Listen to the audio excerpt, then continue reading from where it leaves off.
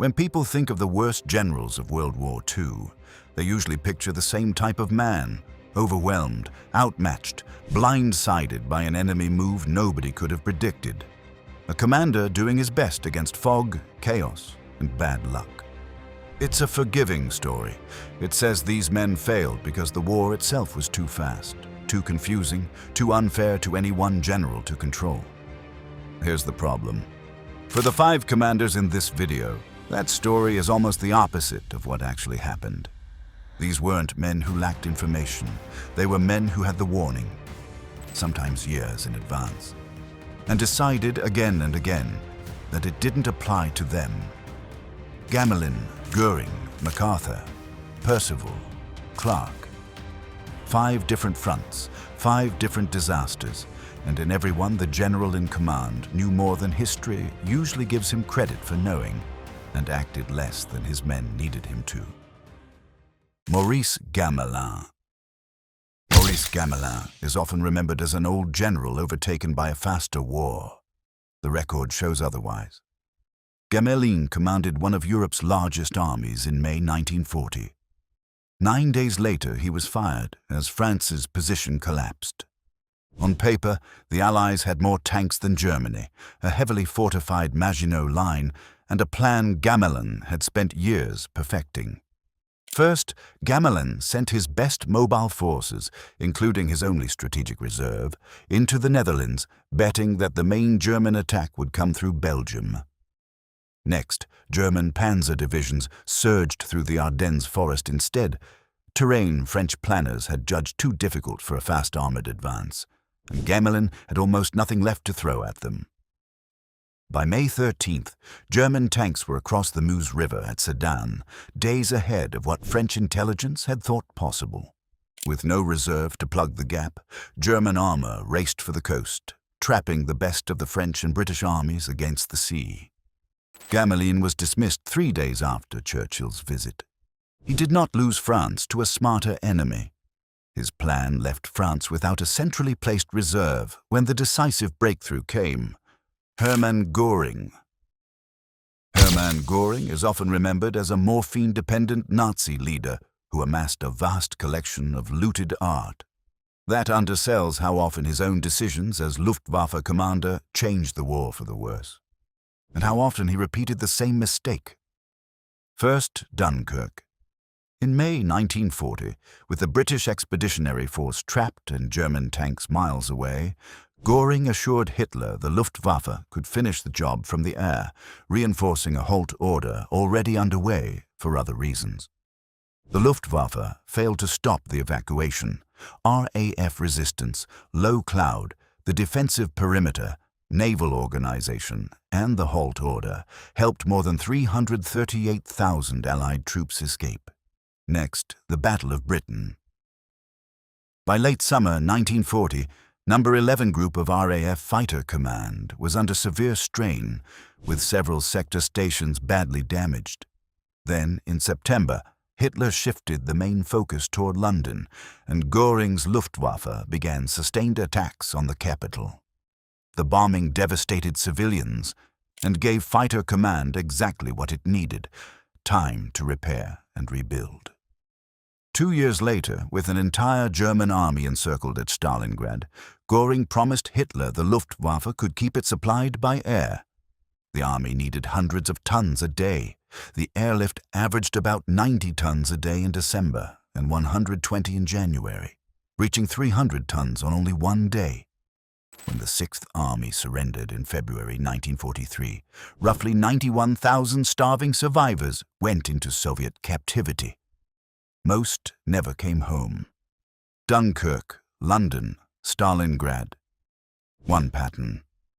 Göring kept promising more than the Luftwaffe could do. Douglas MacArthur. Douglas MacArthur is remembered as the general who triumphantly returned to the Philippines in 1944. Fewer people remember how he lost the islands in the first place. In December 1941, MacArthur commanded the largest concentration of U.S. Army aircraft outside the continental United States, 35 B-17 and 107 P-40, spread across airfields including Clark and Ibar. He learned of the Pearl Harbor attack within the hour. His air commander, General Louis Brereton, later said he repeatedly sought permission to strike Japanese airfields on Formosa, while fog held the enemy bombers down. MacArthur and his staff disputed key parts of that account. By the time authorization came, hours had passed, and the aircraft returning to refuel left much of the force concentrated on the ground. Japanese bombers arrived shortly after noon, almost without opposition. Most of the heavy bombers at Clark were destroyed, and by day's end, the Far East Air Force had lost about half its aircraft. Unlike the commanders at Pearl Harbor, relieved and investigated, MacArthur faced no official inquiry. His career survived. MacArthur did not lose his Air Force because he lacked warning. His aircraft were caught on the ground roughly 9 hours after warning arrived. Arthur Percival. In February 1942, General Arthur Percival surrendered Singapore, and with it some 80,000 Commonwealth troops in what Winston Churchill called the worst disaster and largest capitulation in British history. The most damning part isn't the surrender, it's that Percival had already helped predict it. Years earlier, working under General William Dobbie in Malaya, Percival helped assess the colony's defenses and concluded the real danger wasn't an attack from the sea. It was a Japanese landing in Thailand or northern Malaya, then a drive down the peninsula. Those warnings never became the defenses Malaya needed. When Percival returned to Malaya in 1941 in command, he had the chance to act on that earlier warning. He didn't. His chief engineer repeatedly pushed to build fixed defenses along Singapore's northern shore, facing the mainland. Percival refused, telling him defenses would be bad for morale. When the Japanese landed in the north and drove south, exactly as predicted years before, they found little in their way. British and Commonwealth troops outnumbered the Japanese roughly 2 to 1. It made no difference. Within a week of the main assault, Singapore's water, food, and ammunition were nearly exhausted. On February 15, 1942, Percival walked out under a white flag and surrendered. Percival is sometimes remembered as a man overwhelmed by an impossible situation. He had helped identify the danger years earlier, yet under his own command, Malaya still wasn't ready when it came. Mark Clark. Mark Clark is remembered as the general whose Fifth Army entered Rome on the night of June 4, 1944, greeted by cheering crowds the next morning. Fewer people connect that to what he did 5 months earlier near Cassino, well south of Rome, sending one of his own divisions into a disastrous river, crossing against his own commander's direct advice. In January 1944, Clark ordered the 36th Texas Infantry Division, commanded by General Fred Walker, to force a crossing of the Rapido River, timed to draw German reserves away from the coming Allied landing at Anzio. Walker objected and warned that a frontal crossing of the swift, rain-swollen river under direct German observation could end in disaster. Clark ordered it to proceed anyway. Over 2 nights, boats and bridging equipment were destroyed under fire, while isolated troops were killed, wounded, or captured. By the time the attack was called off, the 36th Division had suffered 2,128 men killed, wounded, or captured. German losses were negligible. In 1946, the 36th Division Association, backed by the Texas Senate, pressed for congressional hearings, accusing Clark of callous disregard for his men's lives. The hearings did not blame Clark and accepted the attack as part of the wider plan, although official history records that Clark insisted on the chosen point and timing. The controversy remained bitter among many 36th Division veterans and Texas officials. The river crossing did little to slow the German response at Anzio, the mission it was meant to support.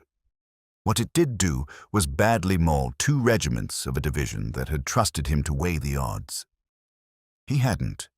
The forgiving version says each of these men was overtaken by a war too chaotic to control. The record complicates that. Gamelin gambled his only reserve on one assumption and had nothing left when it failed. Göring kept promising what the Luftwaffe had already proven it couldn't deliver. MacArthur's aircraft were caught on the ground roughly 9 hours after warning had arrived. Percival helped identify the danger years in advance, yet Malaya still wasn't ready when it came, and Clark sent a division across a river his own commander warned against. Most of these men weren't short on information. They were short on preparation for what they knew was coming. Which one surprised you most? Would you pick the same? Let us know in the comments and subscribe for more stories that get the Second World War right.